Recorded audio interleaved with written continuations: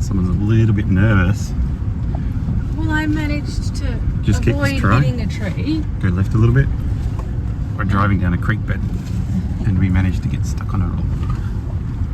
That's all good now. Arrange this and turn a knob that and put your tyre here and don't accelerate that. No, hold on, you're stuck.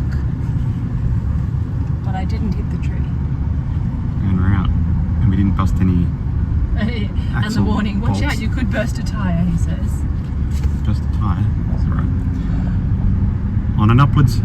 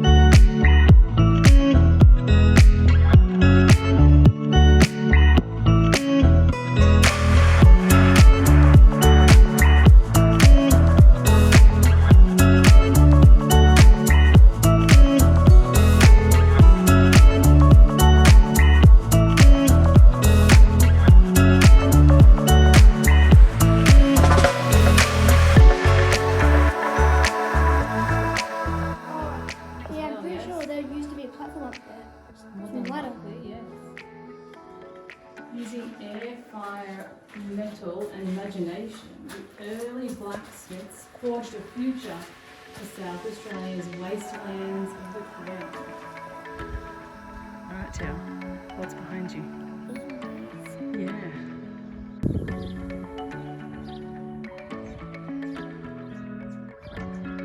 At Linman? No, oh goodness, Linman.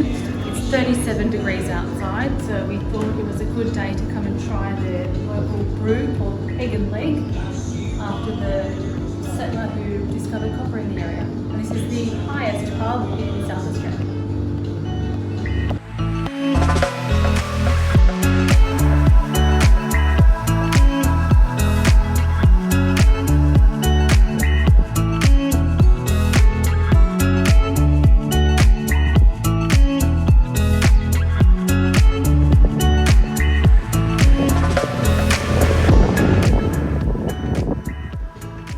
Sorry, I got to say hello and a fly went up my nose.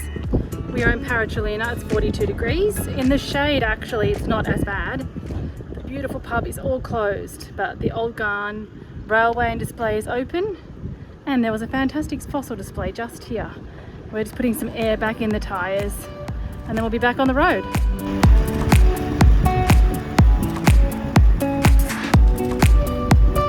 So when your daughter is rock mad, you've got to stop at the fossil site and help her find fossils, even though it's 42 degrees.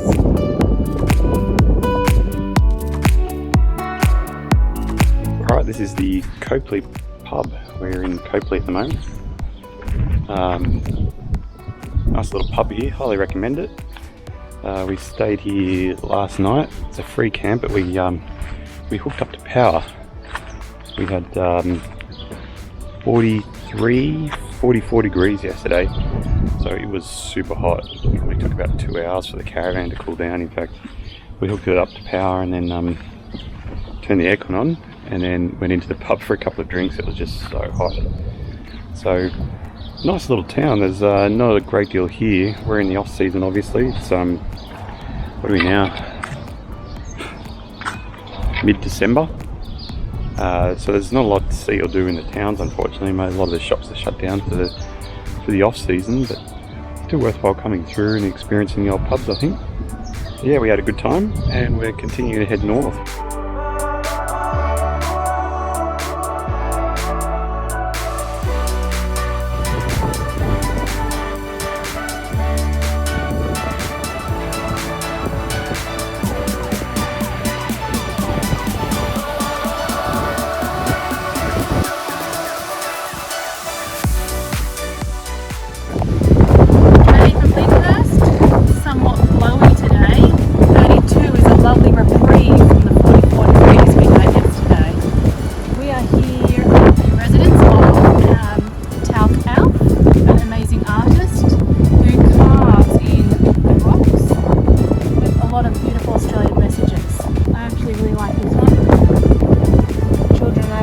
bad about it. I won't spoil it for you. Down the bottom it says milk, cheese, wool and meat.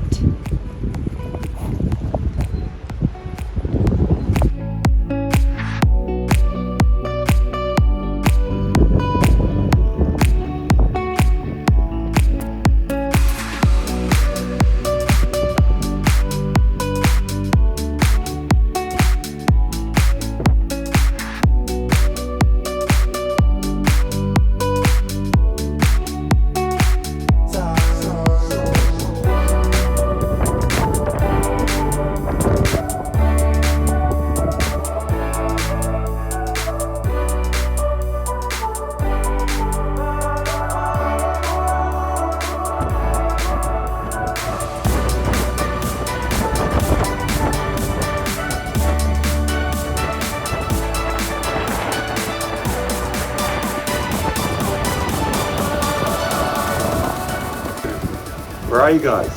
In a sheep code. In a sheep code. Yeah. Over there is a cattle one and we went into that, but it was just a double decker. Floor. Yeah, floor. Pretty And cool, this huh? one is double layer on the top.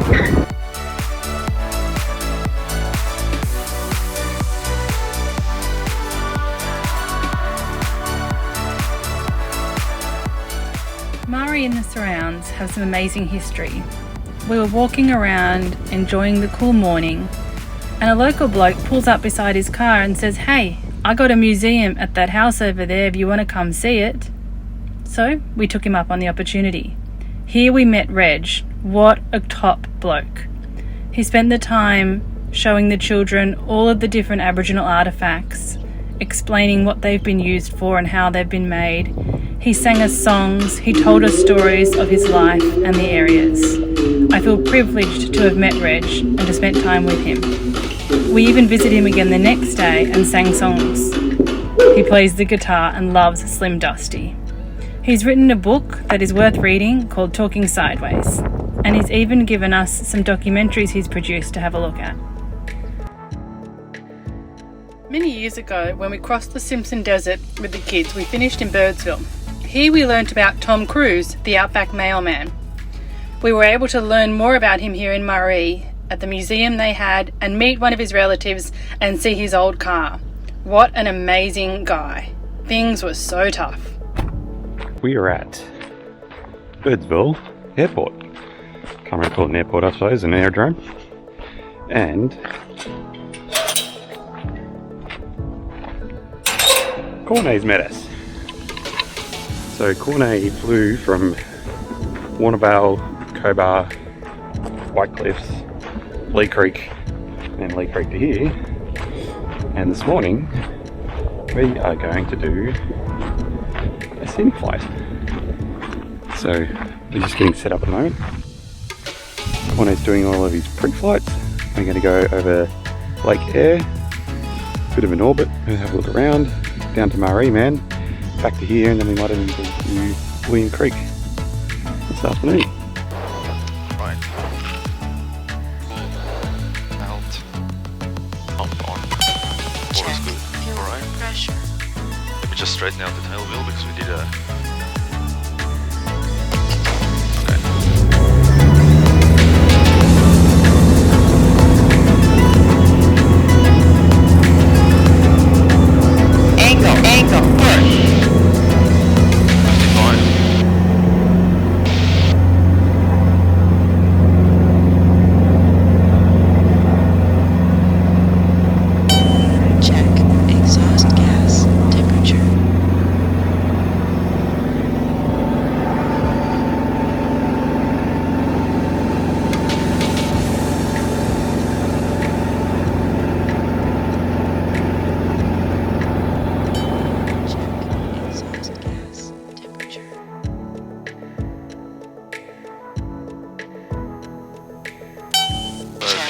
Sensor and left. Temperature. Do a left turn, climbing. What is wrong with exhaust gas temperature? Full range. Check exhaust gas temperature. Cover center, good day, Corne 661, bottom 400. Corne 661, Melbourne Centre, good day. I'm gonna turn the Melbourne one.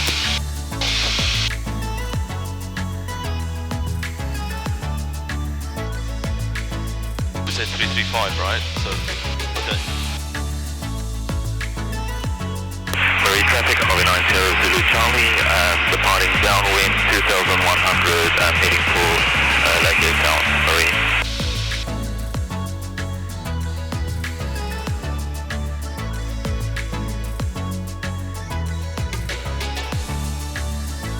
Alright, you might take control? Yeah. All over.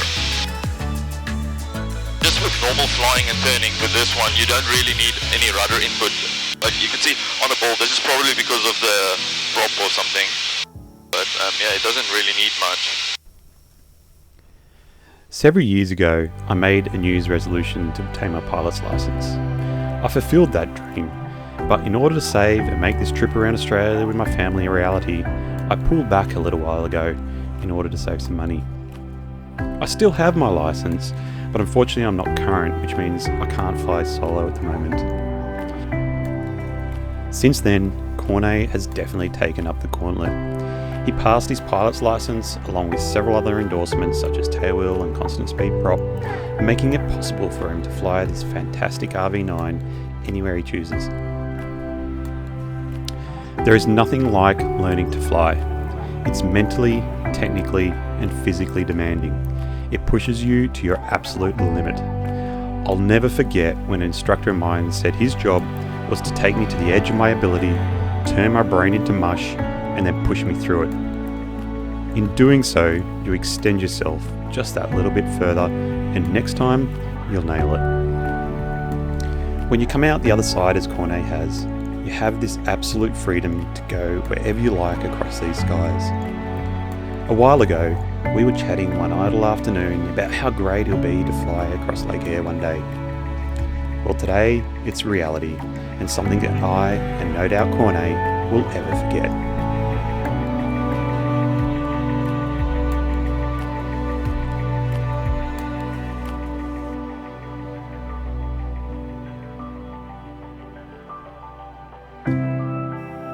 So this is one of Sid Kidman's stations. So the Birdsall track, right, which I think is this track you can see down here. Oh yeah. The reason it exists is that Kidman had some farms, some stations up in Queensland, right, and he would drive the cattle from Queensland all the way down to Adelaide and meet the train at Marree. What? That's how the Birdsall track was created. That's a commitment, right? That would take. It would take months. I think it was weeks. Yeah. Yeah. It's about, from Birdsville to here, it's about 500 kilometres, 600 kilometres.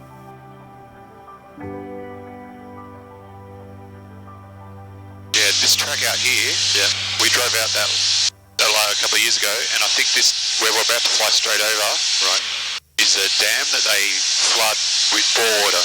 Yeah.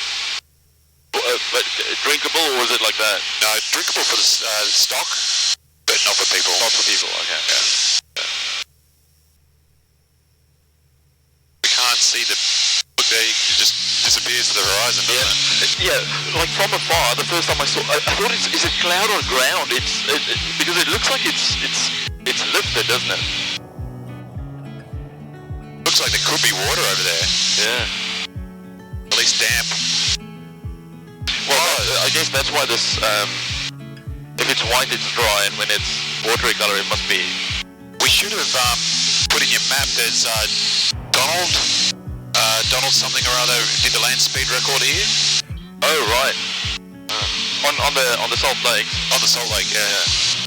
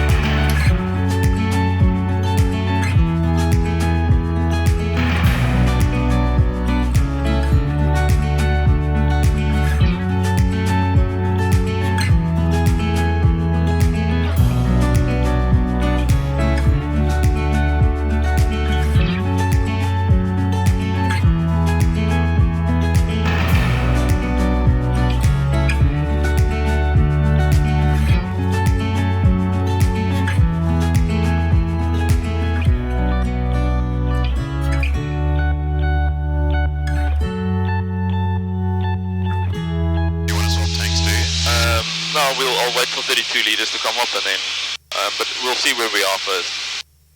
It's like I'll just redo or undo what I've done if it wants to quit. All we have to do is just pull it back to about 80 knots. So if it dies, because we're going 125, we can gain a bit of height.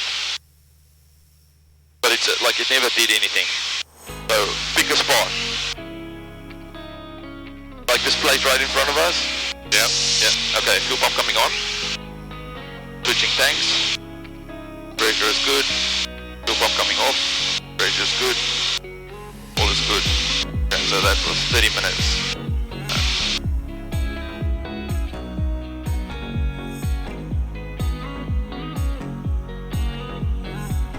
Oh look! Right ahead of us. Oh, it's right there. Right. Right there. Wow, mate, well spotted. I wasn't even looking.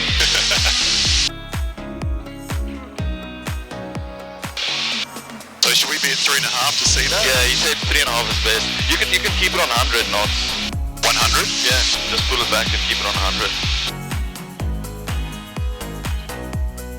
Okay, I'll bring it around for you. I'm just gonna do a bank and then I'm gonna turn the other way. Yep, alright. Check exhaust gas temperature.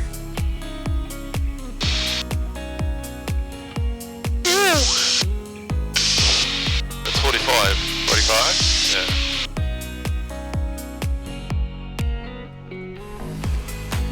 The Marree Man is shrouded in a bit of mystery.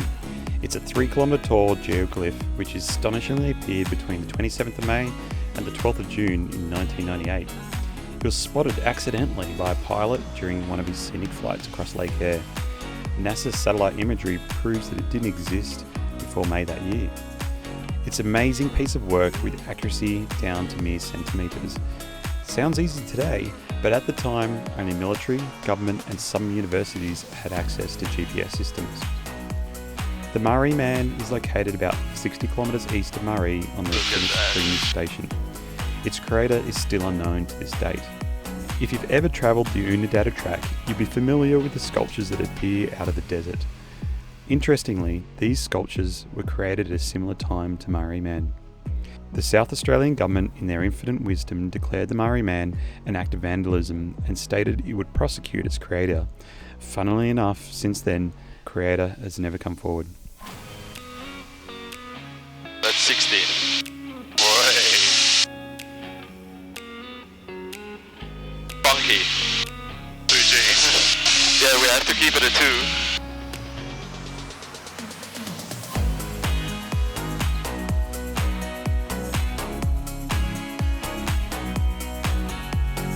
Roughly there. That way. 19. Oh yeah.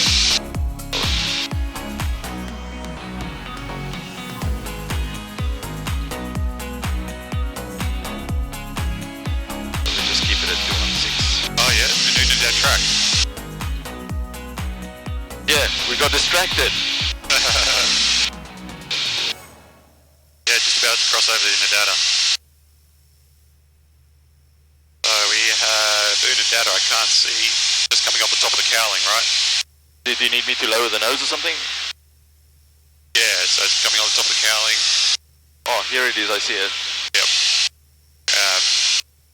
Marree out there somewhere, I've got no idea.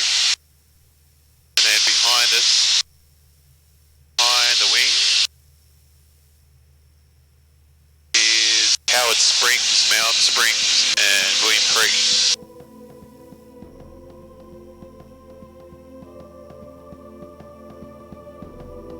I think this is the ranges that he... Yeah.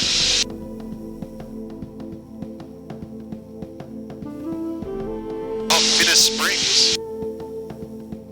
So this track coming along here heads out to Finniss Springs. Let me take a video of that, actually.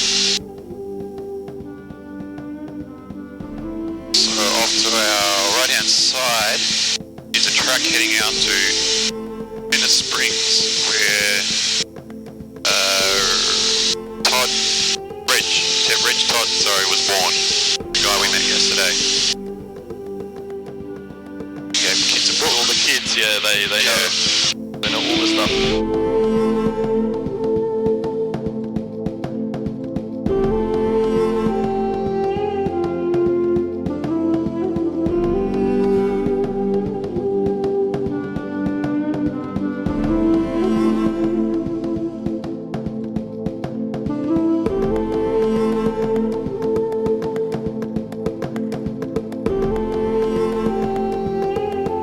Look how beautiful that is. Yeah, that's awesome.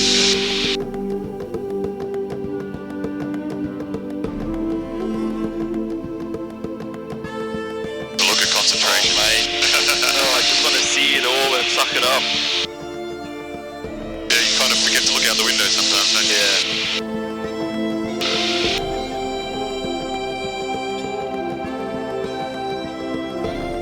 You just see, like in my mind, I'm just wondering, like, what the hell happened? Like, is it because it doesn't look like it's water? Because it's actually like both. It runs this way and that way, like little dams. Check cylinder head temperature. Yeah. Because of that one.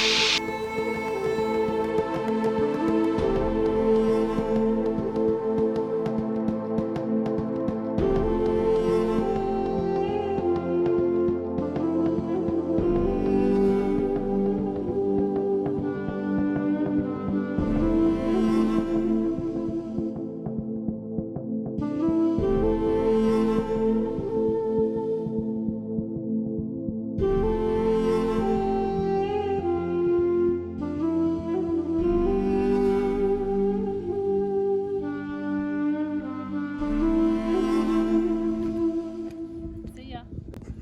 Mwah. Have a hot chocolate when you get to Lake Creek. No, have a beer when you get ready. Don't step on things.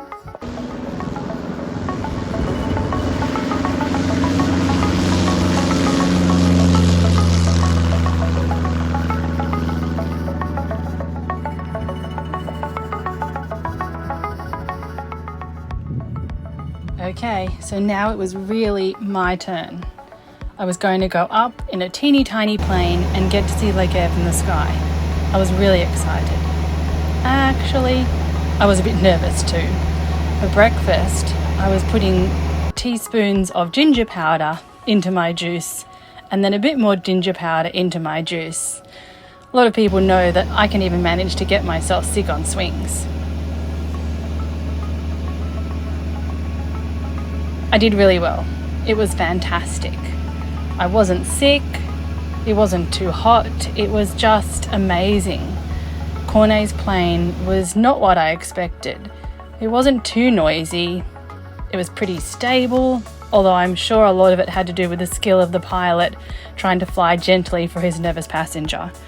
What an opportunity, I am so grateful for this.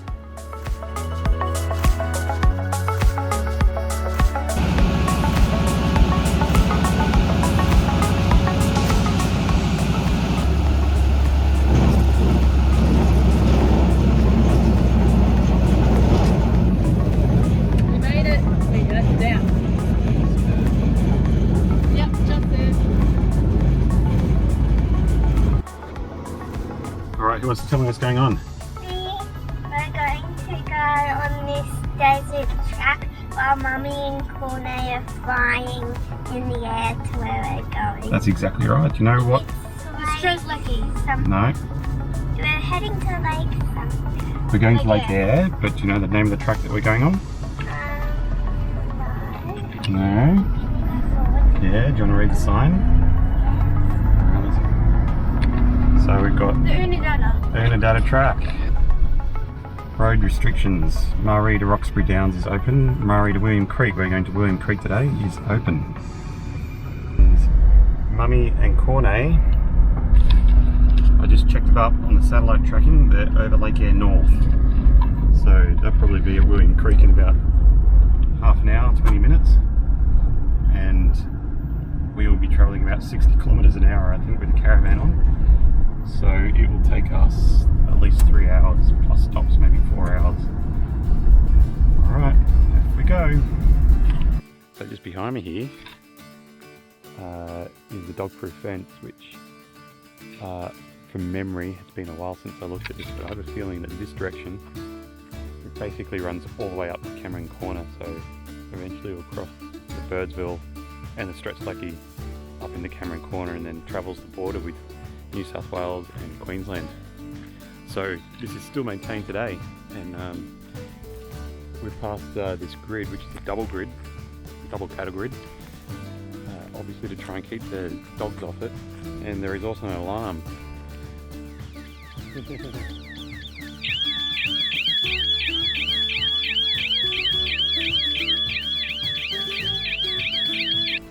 We're going into this is an Aboriginal land here, and we met Reg, who was born on this mission. Reg in Marree, and this is their lands. And if I swing around, the mission is I don't have my orientation properly. I think the mission's actually on this side of the track, but Marree Man is probably about northwest of where we are now, and it extends up towards Lake Eyre. I don't think we can drive out there, but if we can, we'll take a look, but I'm pretty sure we can't. And then on this side of the track, we have the old Garn. So we've basically followed the old Garn now all the way to William Creek. In fact, the old Garn goes all the way to Undada, and then up into Mount Dare and into our springs. So anyway, we'll keep moving. We haven't seen any travellers today at all. There's been one grader, and that's it. The road condition's pretty good. I'm pretty happy with it actually. I aired down to 24, and the car and the caravan are doing fine on 24. I'm only taking it easy, doing about 60-70 k's an hour, just really more to avoid rock damage. I've got this stone stomper that sits between the car and the caravan, and it's trying to protect a lot of the front of the caravan from stone damage. So in our previous camper trailer, we basically took all of the paint off here last time we came down these tracks, just from the stones peppering the front of it, so hopefully that'll protect it. So anyway, we'll keep going. Corne and Amanda should have landed really about 20 minutes ago, I think. And we've still got 180 kilometres to go, I think, before we get there, so better keep moving. Alright. Where are we, kids? We're at the bubbler. We're at the bubbler. It's a ball bath. Don't swim in it. And it's bubbling, but we're in a bit of a rush. Why are we in a rush? Because the water tank on the caravan, the cap of it came off when we're driving. We think a rock hit it. So we're taking that out and put the water into the good tank? Yep. Took a while to do it.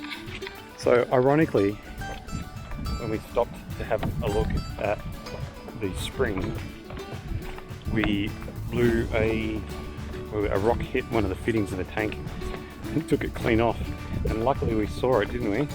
Yeah.